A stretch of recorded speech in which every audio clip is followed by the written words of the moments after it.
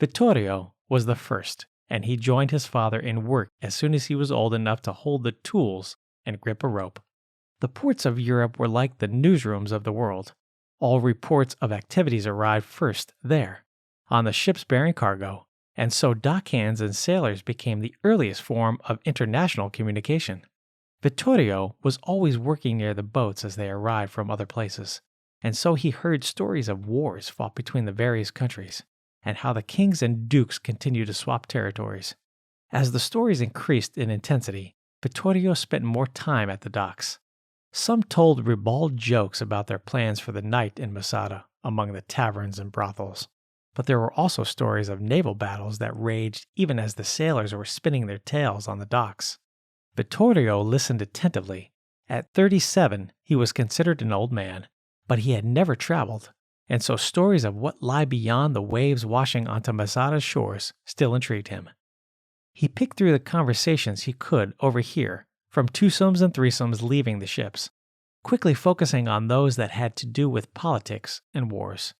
He heard that the American president, this man called Jefferson, had sent a small flotilla of boats that were taken by the Berbers and had to be reinforced by more boats. He heard about the British naval commanders who still held a grudge against the Americans who had quit their kingdom 3 decades before.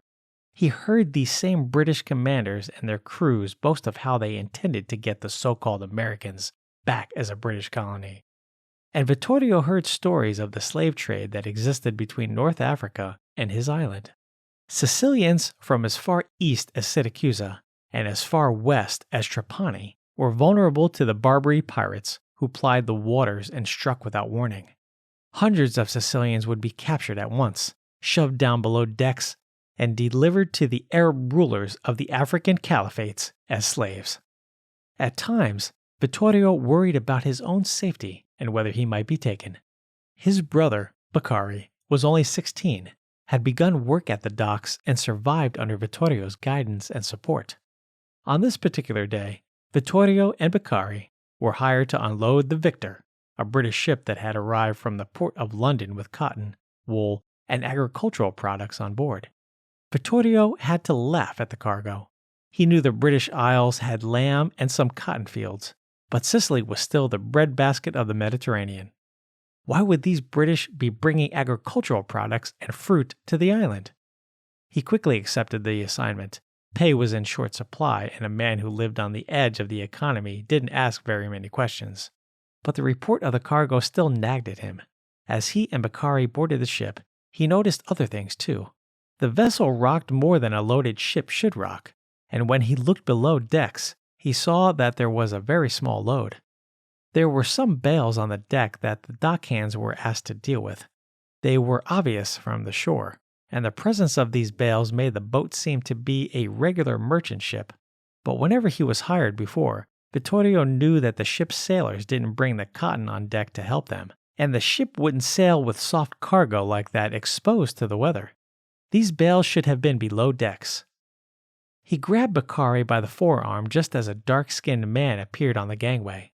He approached from the dockside, not the boat itself, and he boarded the ship quickly and confidently as if he was one of the crew.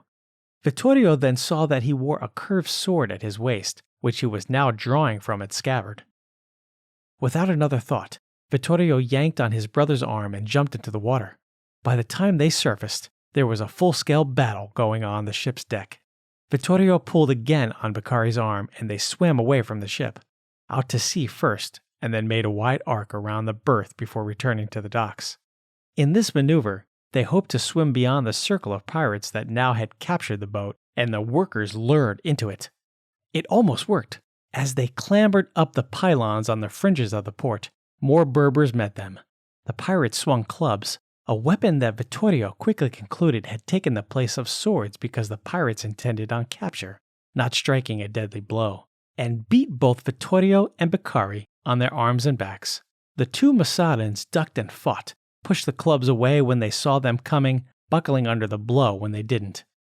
Beccari slumped to the ground and curled up in a ball, while Vittorio, seeing his brother in trouble, raged at the pirates. He was able to throw his attackers off, but watched helplessly as his younger brother was dragged unconscious toward the ship.